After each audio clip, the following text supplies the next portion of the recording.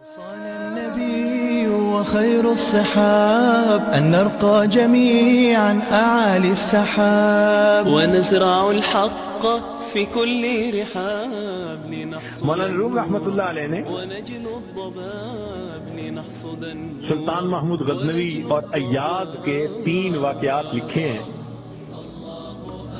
بڑی عجیب کہانیاں لکھی ہیں. فرماتے ہیں کہ سلطان محمود ایک نیک بادشاہ تھا. اس کے پاس ایک دیہاتی نوجوان آ گیا. اس کا تعلق دیہات سے تھا. تعلیم بھی نہیں تھی, کچھ ایسی تربیت بھی نہیں تھی, مگر بادشاہ کے دربار میں آ کے جب خدمت پہ لگا تو اس نے اتنی اچھی خدمت کرنی شروع کی کہ تھوڑے دنوں میں بادشاہ کی آنکھوں میں بڑا درجہ پا گیا. بادشاہ نے اپنے مقرب بندوں میں شامل کر لیا. اب جو پہلے سے مقربین تھے نا, وہ بہت جیلس ہوتے تھے. ہم بڑے خاندانوں والے اور بڑی عقل سمجھ والے, تعلیم والے, ہم بادشاہ کے مشیر تھے. یہ کل کا نوجوان پتہ نہیں کہاں سے آ گیا دیہات سے اٹھ کے کہ بادشاہ کی اس کے اوپر بڑی خاص نظر پڑتی ہے. چنانچہ انہوں نے پروگرام بنایا کہ ہم بادشاہ سے موقع ملنے پہ بات کریں گے. انہوں نے بات کی کہ بادشاہ سلامت, جو محبت کی نظر اس کی طرف اٹھتی ہے وہ ہمارے اوپر نہیں اٹھتی.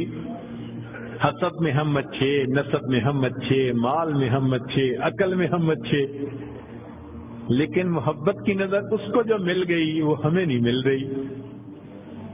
تو بادشاہ نے کہا کہ اچھا, میں کسی موقع پہ اس کا جواب دوں گا. اب بادشاہ نے کیا کیا کہ ایک پھل منگوایا جو بہت کڑوا تھا. کاشیں بنوائیں اور کاشیں ان سب لوگوں میں تقسیم کر دیں جو اعتراض کرنے والے تھے, اور ایاد بھی وہیں بیٹھا تھا. تو جس جس کو وہ کاش ملی اس نے منہ میں ڈالا تھو تھو. بادشاہ سلامت بڑا بہت کڑوا, توبہ توبہ بہت کڑوا. سب نے اپنے منہ سے وہ پھل نکال دیا اور کہا کہ بادشاہ سلامت یہ بہت کڑوا ہے. تو بادشاہ نے جب ایاد کو دیکھا تو وہ مزے سے کھا رہا تھا.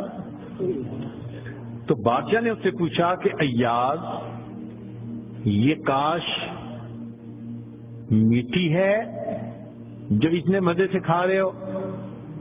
اس نے کہا بادشاہ سلامت ہے تو کڑوی, کھاتے کیوں جا رہے ہو؟ اس نے کہا بادشاہ سلامت میرے دل میں یہ بات آئی کہ جس بادشاہ کے ہاتھوں سے میں زندگی بھر میٹھی چیزیں لے کے کھاتا رہا, اگر آج مجھے کڑوی بھی مل گئی تو میں اس کو واپس کیسے کروں؟ عمر بھر میٹھی چیزیں لے کے کھاتا رہا, آج کڑوی بھی مل گئی تو واپس کیسے کروں؟ کاش کہ یہ چیز ہمارے اندر آ جاتی کہ جس پروردگار کی نعمتوں سے ساری زندگی ہم انجوائے کرتے رہتے ہیں, اگر کبھی کوئی اس کی طرف سے آزمائش کی گھڑی بھی آ جائے تو ہم پھر شکوہ کیوں کرتے؟ اب بادشاہ نے سوچا کہ بھائی یہ لوگ جو بہت اعتراض کرنے والے تھے نا, ان کے سامنے کوئی اور ایسا ہیلا کرنا چاہیے کہ ذرا ان کو بات سمجھ میں آ جائے. تو ایک دن بادشاہ آیا اور اس نے کہا کہ دیکھو بھائی, آج میں تم سب کی عقل کا امتحان لوں گا, تمہارا آئی کیو لیول دیکھوں گا کیا ہے, اور میں دیکھتا ہوں کہ کون اس میں پاس ہوتا ہے. اب جب بتا دیا تو سب بڑے محتاط ہو گئے. بادشاہ نے ایک موٹا سارا ہیرا دکھایا, دیکھو یہ کتنا قیمتی ہے, کتنا چمکدار ہے, اور ایک ہتھوڑا بھی ساتھ دیا, اور پہلے کو کہا کہ جی یہ ذرا ہیرا جو ہے توڑ کے دکھاؤ. اب وہ سمجھ رہا تھا کہ بادشاہ نے ہم سے امتحان لینا ہے ہماری سمجھداری کا. تو اس نے کہا بادشاہ سلامت یہ ہیرا تو بہت قیمتی ہے, اتنے کیرٹ کا, اور بالکل بے عیب ہے, کوئی فلاں نہیں, فلاں لیس ہے, لہذا اس کو تو نہیں توڑنا چاہیے. بادشاہ مسکرایا, کہنے لگا ہاں بہت اچھا. تو وہ سمجھا کہ بھائی میں نے بادشاہ کو کنونس کر دیا, چنانچہ دوسرے کو دیا. اس نے بھی اسی قسم کی لاجک، تیسرے کو دیا، اس نے بھی لاجک. جتنے اعتراض کرنے والے تھے سب کو ہیرا ہتھوڑا دیتے رہے، وہ یہی لاجک دیتے رہے اور معذرت کرتے رہے، حتیٰ کہ بادشاہ نے وہ ہیرا ایاز کے ہاتھ میں پکڑایا. جب ایاز کو کہا ایاز اسے توڑو، ایاز نے اس کو نیچے فرش پہ رکھا، دے کے مارا ہتھوڑا اور اس کے ٹکڑے ٹکڑے کر دیے. اب جب اتنے قیمتی ہیرے کے ٹکڑے ہو گئے تو وہ تو سارے خوش ہو گئے. آج اس کا گنوار پن کھلا، اس کی جہالت کھلی، بے وقوف، کیا پتا اس کو یہ کتنی قیمتی چیز تھی. تو وہ ایکسپیکٹ کرنے لگے کہ آج تو بادشاہ اس کو دھکا دے دے گا دربار سے. تو جب ہیرے کے ٹکڑے ہو گئے تو بادشاہ نے اس کی طرف دیکھ کے کہا ایاز تو نے ہیرے کے ٹکڑے کر دیے، اتنے قیمتی ہیرے کے؟ تو ایاز نے آگے سے سمپل سا آنسر دیا کہ بادشاہ سلامت، آپ نے مجھے حکم دیا تھا ہیرے کو توڑ دو. اب میرے سامنے دو آپشن تھی، یا تو اتنے قیمتی ہیرے کو توڑ دیتا یا پھر میں انکار کرتا تو آپ کے حکم کو توڑ دیتا.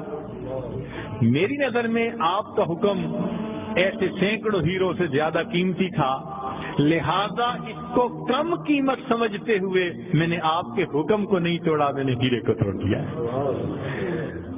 تو بھئی جتنا ایاز کے دل میں بادشاہ کے حکم کا احترام تھا، کاش ہم بندوں کے دل میں پروردگار کے حکم کا ایسا احترام آ جاتا. ہم خواہشوں کو توڑ دیں، تمناؤں کو توڑ دیں، اپنی امیدوں کو توڑ دیں، ہم کبھی بھی حکم خدا کو نہ توڑیں. تیسرا واقعہ لکھا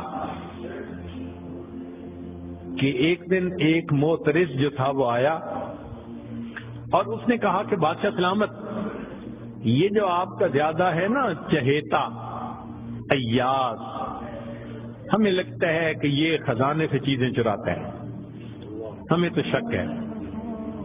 بادشاہ نے پوچھا کیسے ہے؟ اس نے کہا جی ایک جگہ کلوزٹ بنائی ہوئی ہے اس نے، اور یہ صبح و شام اس کلوزٹ کا دروازہ کھولتا ہے اور دیکھتا رہتا ہے اور تالا لگا کے چابی اپنے پاس رکھتا ہے، چابی کسی کے ہاتھ میں نہیں دیتا. تو بادشاہ سلامت، ہمیں تو پکا شک ہے کہ آپ کے خزانے سے اس نے قیمتی چیزیں چرا کے رکھی ہیں اور یہ صبح و شام دیکھتا ہے اس کو. بادشاہ نے اسی وقت ایاز کو بلوا لیا، لوگوں کے سامنے پوچھا ایاز تمہاری کوئی کلوزٹ ہے ایسی؟ جی. تالا لگا کے رکھتے ہو؟ جی. صبح شام کھول کے دیکھتے بھی ہو؟ جی. لاؤ چابی اس کی.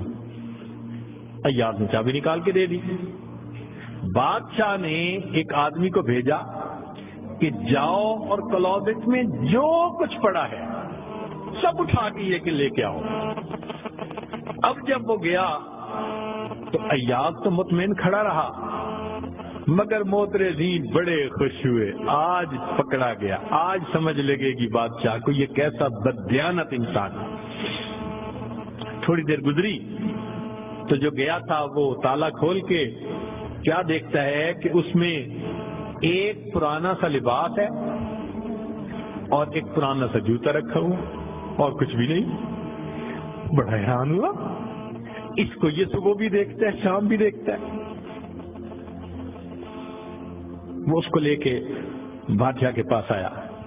بادشاہ سلامت، کلوزٹ میں یہ دو چیزیں تھیں. بادشاہ نے کہا ایاز بس یہی کچھ تھا؟ جی یہی تھا.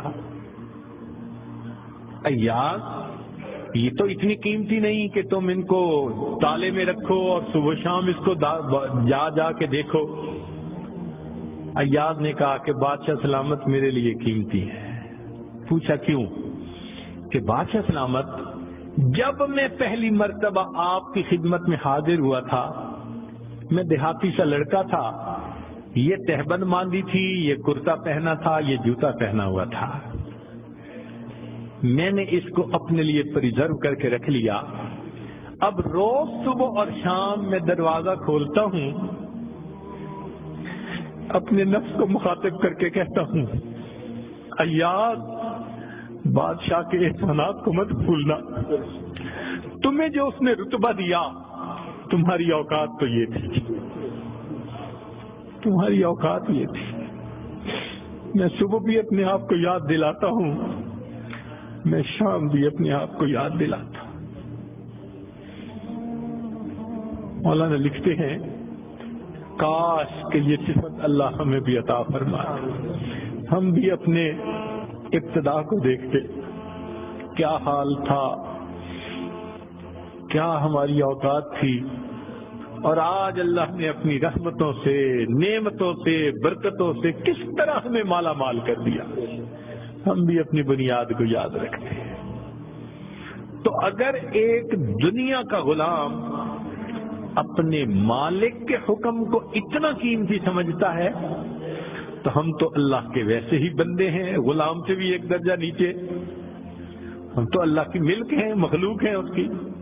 لہذا ہمیں چاہیے کہ اللہ رب العزت کے حکم کی عظمت کو سامنے رکھیں، ہمیشہ خیال رکھیں کہ حکم خدا کبھی بھی ٹوٹنے نہ پائے۔